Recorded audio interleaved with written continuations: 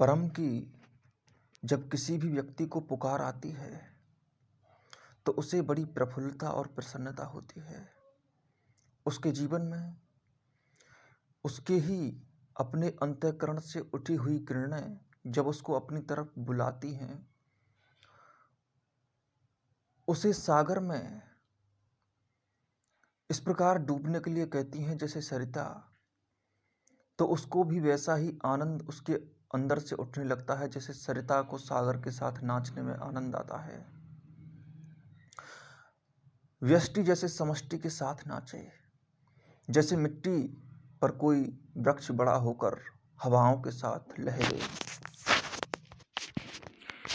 जीवन में वह दृश्य हमें बहुत भाता है जिसमें मिलन होता है, चाहे वो मिलन अपने आप से हो या दूसरे शब्दों में कहें कि खुद की खुदाई ही परम की परमात्म तत्वता है।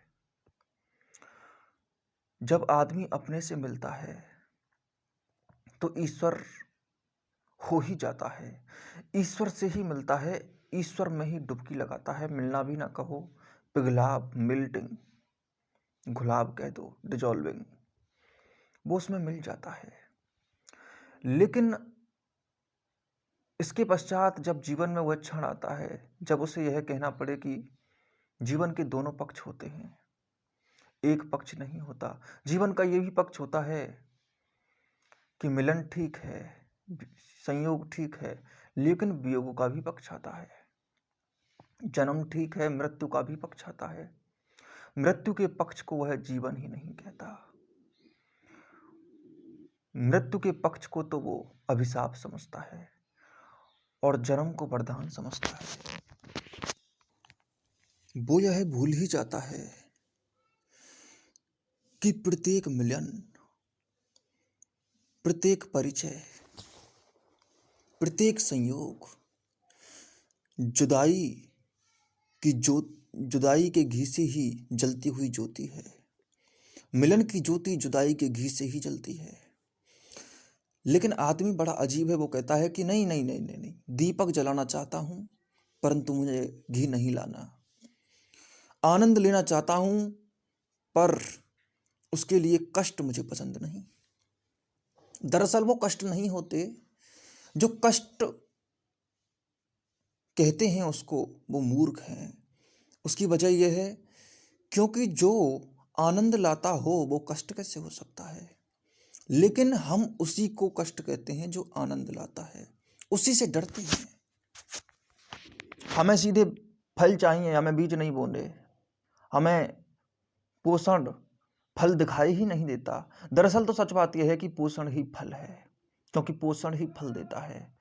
जिसका पोषण करोगे तो फल आएंगे ही उसी वृक्ष में, और उसी वृक्ष में फल आते हैं जिसका पोषण हो जाता है, वरना तो अनेक बीज तो नष्ट हो जाते हैं।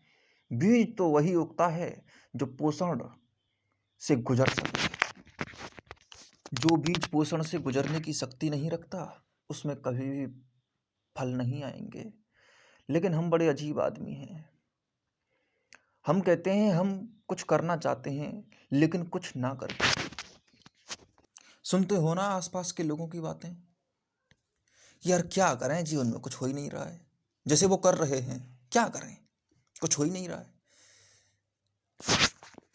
यार बीमारी है, ठीक ही नहीं हो रही। कोई कहता है कि दवाई लेने चले जाओ, उसने कहा कि दवाई ही लेने तो नहीं जाना, बस बीमारी ठीक करनी है। हद की बात है। कहते हो कि नींद आ रही है, तुमसे कोई कहता है कि जाओ खाट पर लेटने चले जाओ, तो कहेगा नहीं, खाट पर नहीं लेटना चाहता, बस नींद लेना चाहता हूं। तो नींद कैसे लोगे, कैसे नींद लोगे? तुम्हें कुछ करना स्वीकार ही नहीं है, तुम्हें अपने में उतरना स्वीकार ही नहीं है। तुम कैसे अपने को जान सकोगे? एक पल भी तुम अपने बारे में नहीं सोचते, दूसरों के बारे में ही सोचते हो। दूसरों के मुंह में जाने वाले निवाले तुम्हारी भूख नहीं मिटाएंगे। दूसरों की जीभ से स्पर्श करने वाले स्वाद तुम्हें स्वाद नहीं दे सकेंगे। तुम्हारी मंजिलें किसी और के पैरों से तय किए गए पथ से प्राप्त नहीं होंगी। तुम्हें अपनी मंजिलों को प्राप्त करने के लिए पथ पर अपने ही पैरों से जाना होगा, प्रवेश करना होगा। कोई आदमी अनाज के ढेर पर बैठकर अनाज को गाली देने लगे और रोने लगे वहीं बैठकर कि हाय, जीवन बर्बाद हो गया, नरक हो गया, मैंने अनाज पैदा किया लेकिन अब ये मुझे रोटी नहीं दे रहा है। वो रोटी कैसे देगा? तुम्हें उसके पिसाना पड़ेगा, फिर आटा बनाकर उसको गूंथना पड़ेगा, फिर आग जलानी पड़ेगी, फिर तवे पर रोटियां बनानी पड़ेंगी, बेलनी पड़ेंगी, तब जाकर रोटियां बनती हैं। लेकिन तुम अनाज को गाली देने लगते हो कि तुझ में दिमाग है कि नहीं, तुझ रोटी क्यों नहीं दे रहा है, अनाज को गाली देने लगते हो। हमारा पूरा जीवन अनाज को गालियां देने का नाम है। हमने पूरे जीवन अनाज को गालियां दी हैं। हमने अपने जीवन में जो कुछ भी किया है वो सिर्फ गाली देकर ही तो किया है। क्या करें, कुछ नहीं हो रहा, क्या करें, समय ही नहीं कटता। समय काटने के लिए होता है क्या? अनाज गालियां देने के लिए होता है क्या? अनाज अपने आप भी रोटी बनाता है क्या? ठीक वैसे ही तुम्हारा जीवन भी अपने आप नहीं बनता। ठीक वैसे ही तुम्हारे आनंद स्वयं नहीं बनते। ठीक वैसे ही तुम्हारे जीवन में जो भी कुछ होता है उसे करने के लिए तुम्हें जाना पड़ता है। बिना किए कुछ भी कभी होता ही नहीं है। तुम चलते ही नहीं हो, तुम उठते ही नहीं हो। तुम्हारे पैरों को तुम ऐसा बना देते हो जैसे किसी लोहे में जंग लग गई हो। लोहा पुख्ता था, दमदार था, लेकिन उसको तुमने जंग लगाकर बिल्कुल खोखली लकड़ी जैसा कर दिया है, बिल्कुल समाप्त कर दिया है। उसमें लोहत्व तो है ही नहीं, उसको लोहा कहना भी बड़ा बेकार लगता है। ठीक वैसे ही तुम्हें भी अपने जीवन को जीवन कहना बड़ा बेकार लगता है। ये जीवन है, इसे जीवन कहते हैं।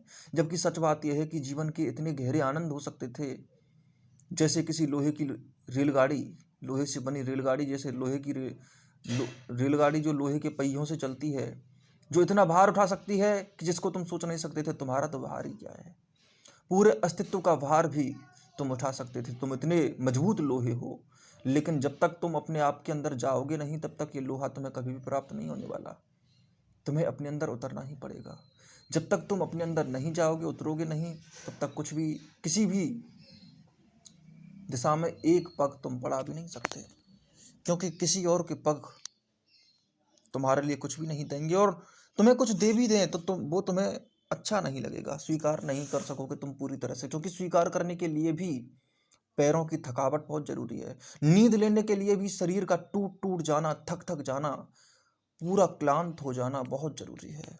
जब तक संपूर्ण क्लांति ना हो तब तक संपूर्ण नींद नहीं आ सकती। नींद ऊपर ऊपर से आती होगी जो काम नहीं करते, लेकिन वैसी नींद नहीं ले सकते जैसी नींद शरीर को थकाकर आती है। जैसी नींद किसी किसान को आती है, वैसी नींद किसी कंपनी के हेड को नहीं आ सकती। जीवन बिल्कुल जुआ की तरह होता है। जीवन में जो भी अपने आप को रोज रोज मारने की दाव लगा सकता है, वो ही, सिर्फ वो ही रोज रोज जी सकता है। वही गहरा जिया जो गहरा गहरा मरा। जो मरने से डरता रहेगा वो कभी जी नहीं सकता। मरने का डर जीवन की घुन है, जीवन की दीमक है। जिसे भी जीवन की दीमकों को हटाना हो उसे मरने से नहीं डरना चाहिए, क्योंकि ये दोनों बड़े समानांतर चलते हैं, रेल की पटरियों की भांति। जितना कोई जी लिया उतना कोई मर भी लिया, और जितना कोई मर लिया उतना ही जी सकता है, उतना ही जी सकता है। ये दोनों पूरे पूरे करो, पूरे पूरे मरो और पूरे पूरे जियो। लेकिन हमारी जिंदगी पूरी तरह से हमने कुछ अलग ही बना रखी है। तुम इस दुनिया में किसी के भी मुंह से सुन लेना कि उसे बहुत शांति चाहिए, लेकिन उसके पूरे कृत्य ऐसे होंगे कि जैसे उसे अशांति ही चाहिए। उसके पूरे कृत्य बोलते हैं कि उसे सिर्फ अशांति चाहिए, और वो सिर्फ अपने मुंह से बोलता है कि मुझे शांति चाहिए। उसके वास्तव में जो अंदर बसा है उसको शांति ही चाहिए, लेकिन उसके सारे कृत्य ऐसे हैं कि उसको मिलती अशांति ही है। उसको अशांति इसलिए मिलती है क्योंकि वो जो करता है वो वैसा नहीं करता जैसा उसको करना चाहिए।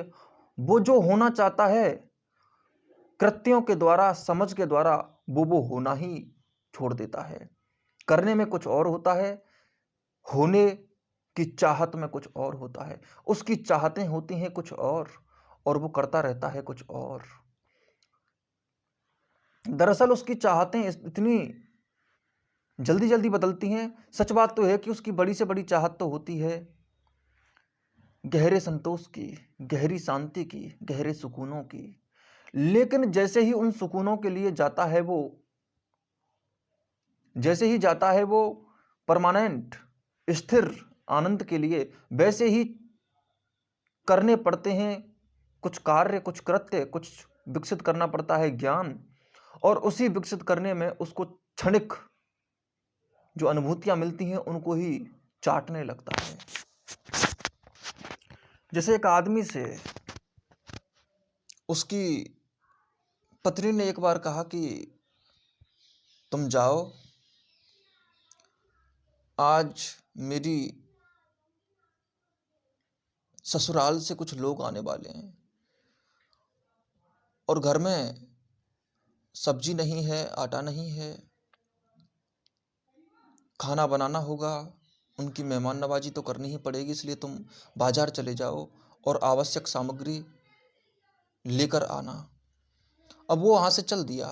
अब तय तो करके गया था कि लाना है घर का सामान, और रास्ते में 2-4 दोस्त मिल गए। उसके बाद में पूरे दिन ताश खेलता रहा। जब रात हो गई तब खड़ा हुआ, भूल ही गया। पत्नियों को वैसे भी भूलने में कितना टाइम लगता है, वो भूल ही जाते हैं। जो भी काम बताती है वो इसलिए भूल जाते हैं क्योंकि एक तो वो खुद ही एक बोझ है और ऊपर से फिर बोझों को और बुला रही है। तो आदमी याद भी रखना चाहे तो याद नहीं रख पाता। अब दोस्तों ने कहा कि चलो ताश खेलते हैं, तो पूरे दिन ताश खेलता रहा। शाम को लौटा वापस, लेने गया था कुछ और तय करके गया था कि लेके ही आऊंगा। ठीक वैसे ही हम तय तो कुछ और करके जाते हैं, लेकिन वो तो कभी हम ध्यान भी नहीं रखते जिसके लिए हम जाते हैं। हमें रास्ते में कुछ मिल जाता है, हमें रास्ते में कुछ मिल जाता है, कोई दोस्त मिल जाता है, उसके साथ ताश खेलने लगते हैं। हम ऐसा ही करते हैं। हम जीवन में किसी भी जब मंजिल को तय करते हैं तो बीच में ताश खेलना शुरू कर देते हैं। हम ताश ही खेलते हैं। सुंदर से सुंदर लक्ष्य, गहरी से गहरी मंजिल भी तुम्हें फिर प्यारी नहीं लगती जब रास्ते में ताश खेलने वाले मिल जाएं। गहरी से गहरी मंजिल भी प्यारी नहीं लगती। रामायण में उल्लेख है कि एक बार नारद विष्णु के सामने गया और कहने लगा कि मुझे आप जैसा तेजस्वी रूप चाहिए और आप जैसा ऐश्वर्य चाहिए, मुझे ईश्वर होना है। उसने कहा तुम बिल्कुल ईश्वर हो जाओगे, जाकर एक बार मृत्युलोक की परिक्रमा करके आओ।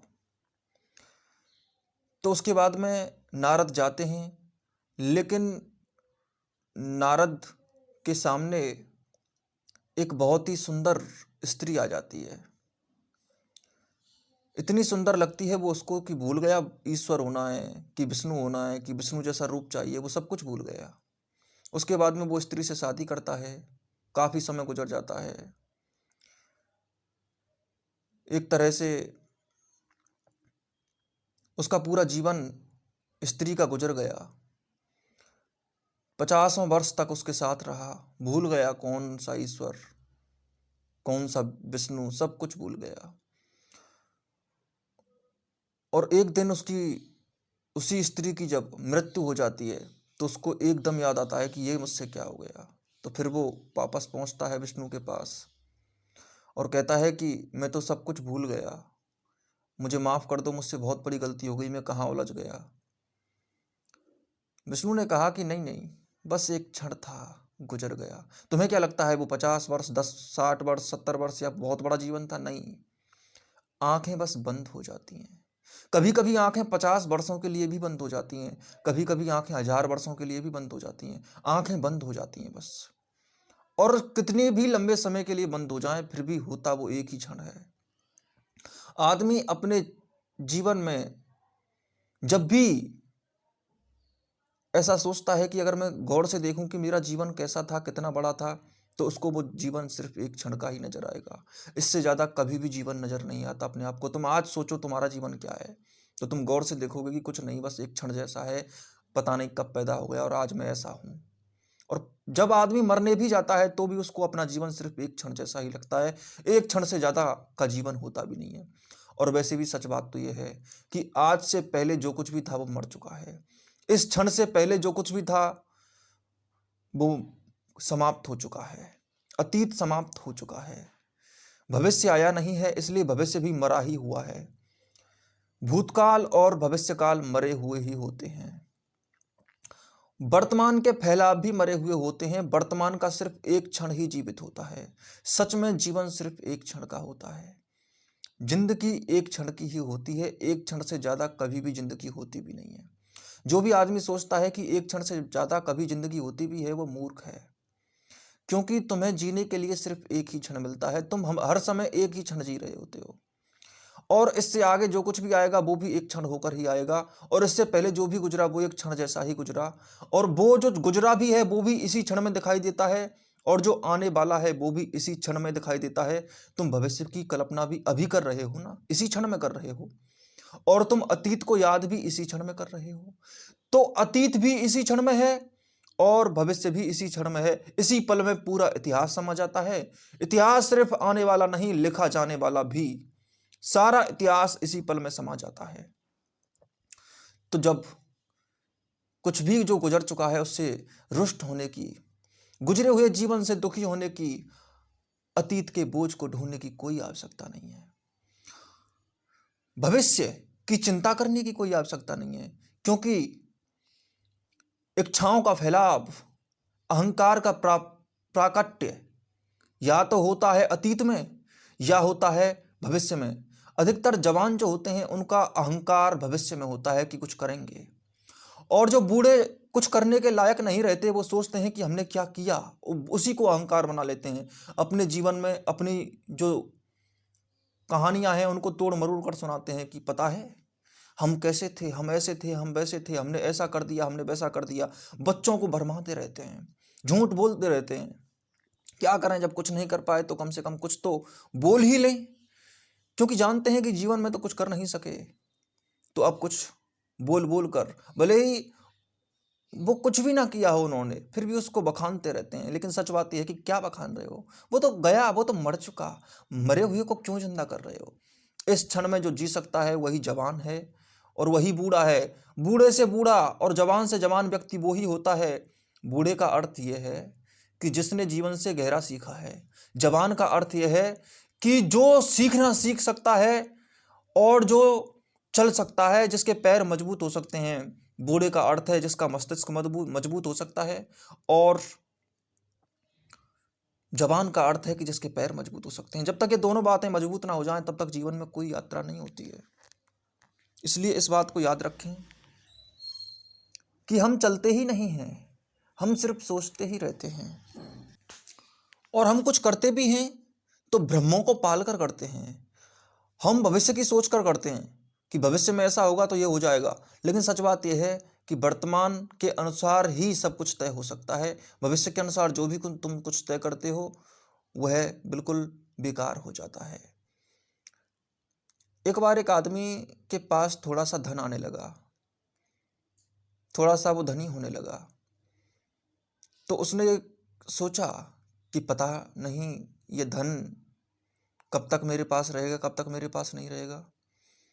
ऐसा ना हो, अब जब आदमी विचार करने लगता है तो फिर ऐसे ही विचार करने लगता है। वह सोचने लगा कि पता नहीं ये धन किसी दिन मेरे पड़ोसी ने चुरा लिया तो क्या होगा। ये पड़ोसी जो मेरी तरफ तीखी नजरें करके देखता रहता है, मेरे ही सामने है, जो मेरे घर को बड़ा हुआ देखकर, जो मेरे पैसे को बड़ा हुआ देखकर जलता है मुझसे। किसी दिन अगर यही मेरे पैसे को चुरा कर ले गया तो क्या होगा।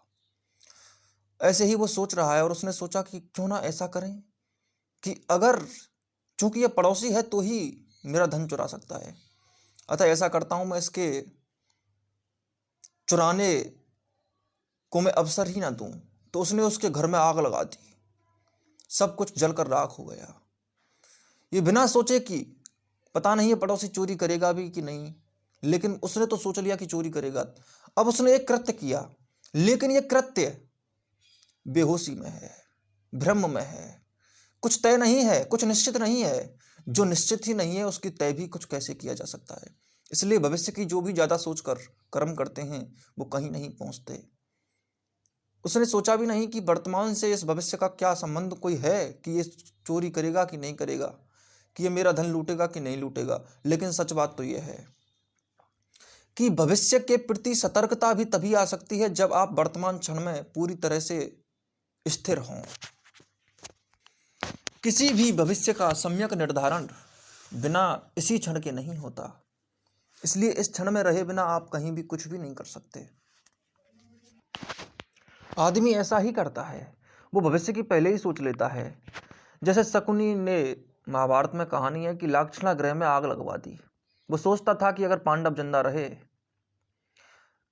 तो दुर्योधन दुखों में जिएगा, लेकिन उसने नहीं सोचा कि भविष्य में ऐसा भी हो सकता है कि वो राजा भी ना बने और बर्बाद भी हो जाए।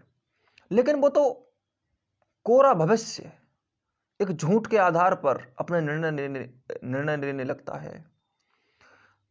वो पांडवों को जलाकर राख करना चाहता है, लेकिन सच बात यह है कि अगर युधिष्ठिर को राजा बनाया जाता तो शायद दुर्योधन की जिंदगी बहुत अच्छी गुजर सकती थी। वो कुछ कर भी सकता था अपने जीवन में। परंतु जब उसने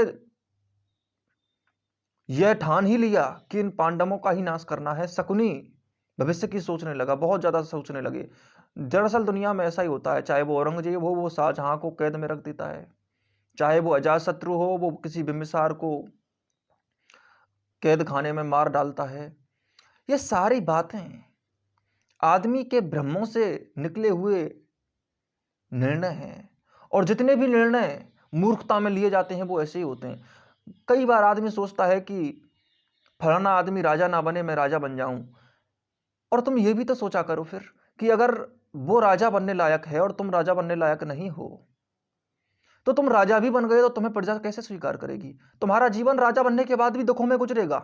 लेकिन फिर भी आदमी अपनी चाहतों, अपनी इच्छाओं को सम्यक नहीं रखता, उन्हें कैलकुलेट नहीं रखता, और उसके जीवन में ऐसा ही फिर होता जाता है। वो कुछ भी हासिल कर ले, उसके बाद में उसका जीवन बोझ बनने वाला है, बोझ बन जाता है। बड़ी साधना करते हैं लोग, बड़ी तपस्या करते हैं कि मेरा जीवन सुधर जाए, और हर कोई आदमी कुछ ना कुछ कोशिश तो कर ही रहा है, लेकिन फिर भी उसकी कोशिशें नाकामयाब ही हो जाएंगी, क्योंकि उसकी कोशिशें इसी क्षण से नहीं आ रही हैं। साधना के पथ पर क्यों डगमगाते पांव मेरे, आज रह रह कर कसकते, आज रह रह कर कसकते क्यों हृदय के घाव मेरे। आज प्राणों में प्रणय की मधुर सी मनुहार क्यों है, आज जीवन भार क्यों है।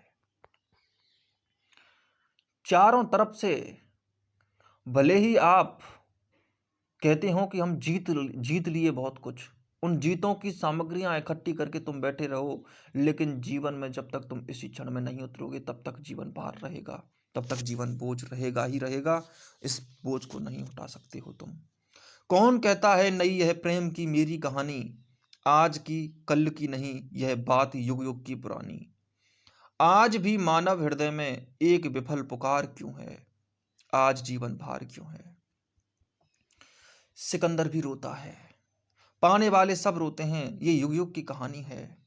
देख जड़ जग की विषमता, जब निराशा घेर आती, कौन देख जड़ जग की विषमता जब निराशा घेर आती, कान में कहता हृदय सुन व्यर्थ आह कभी ना जाती। विजन वन में फिर प्रकृति का हो रहा श्रृंगार क्यों है, आज जीवन भार क्यों है।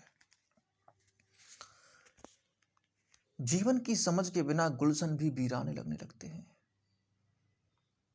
सुंदरताएं चुभने लगती हैं, आनंद रूखा रूखा हो जाता है।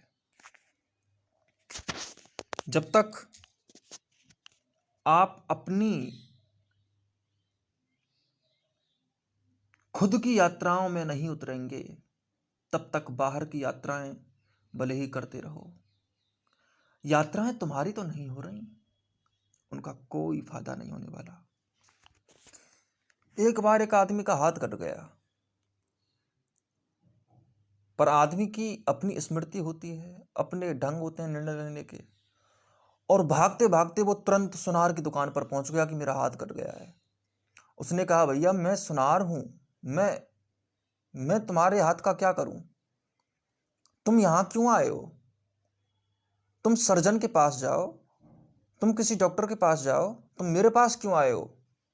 लेकिन आदमी ऐसा ही है, आदमी ने बस तय कर लिया है कि मुझे यहीं जाना है। ऐसे होते हैं, मूर्ख लोग होते हैं, चारों तरफ हमें देखने को मिलते हैं। आदमी हाथ काटने के बाद सुनारों पर ही जा रहा है, जैसे कटे हुए हाथों से कुंडल लटकाने हैं, जैसे कटे हुए हाथों में उसे सोने के आभूषण लादने हैं। और आदमी कटे हुए हाथों में ही सोने के आभूषण लादना चाहते हैं। आदमी कीचड़ की दीवारों से घर बनाना चाहते हैं। आदमी सब कुछ उल्टे काम करते हैं, दोगला काम करते हैं। उनकी बुद्धि कभी एक काम करती ही नहीं। तुम पूरी दुनिया को देखो गौर से, वो करना कुछ और चाहता है और बस वही नहीं करता, बस उसके अलावा सब कुछ करता है, उसके अलावा सब कुछ करता है। इसीलिए अतः मैं इतना ही कहूंगा, स्वयं में उतरकर, स्वयं को जानकर, स्वयं को समझकर अपने वर्तमान जीवन के क्षणों को जीने की कोशिश करें। व्यर्थ ना गंवाएं जीवन को। अगर तुम व्यर्थ गंवाओगे तो सब कुछ व्यर्थ होता चला जाएगा। जो तुमने उपलब्ध भी किया है वो भी व्यर्थ होता चला जाएगा। याद रखना, अगर तुम्हारे जीवन में व्यर्थताएं ज्यादा हैं और उपलब्धियां कम, तो तुम्हारी उपलब्धियों के नीचे, तुम्हारी व्यर्थताओं के नीचे तुम्हारी उपलब्धियां दब जाएंगी। और तुम्हारी उपलब्धियां, तुम्हारी श्वासें अधिक हैं जीने की, तो तुम्हारी जीने वाली सांसों में मरने वाली सांसें नीचे दब जाएंगी। फिर मरने वाली सांसें भी जीने वाली सांसों को शक्ति देंगी। इसीलिए आप जो अपने जीवन में ज्यादा करते हैं वही आपके ऊपर अधिक प्रभावी हो जाता है। आप अपने ऊपर उन चीजों को प्रभावी ना होने दें जो आप नहीं बनना चाहते। हमेशा ऐसे कृत्य करें, ऐसे जिएं, ऐसी सांसें लें, ऐसी बातें करें जो आपको जीवन देती हों। मरी मरी बातें, मरी मरे कृत्य ना करें, वरना तुम कृत्य करते करते भी मर जाओगे। जो तुम्हारे जीवन में आधिक्य होता है उसी में सब कुछ समा जाता है। जैसे सागर में गंदी से गंदी नदी भी समा जाए तो उसके बाद में गंदगी उसकी समाप्त हो जाती है। वो गंदगी भी नीचे बैठकर किसी ना किसी रत्न को जन्म देती है, किसी ना किसी आप मोती को, किसी ना किसी समुद्र के गहरे आभूषण में परिणत हो सकती है, पदार्थ में परिणत हो सकती है। इसीलिए अपने जीवन में आधिक्य रखें आनंद का, और बाद में बातें करेंगे।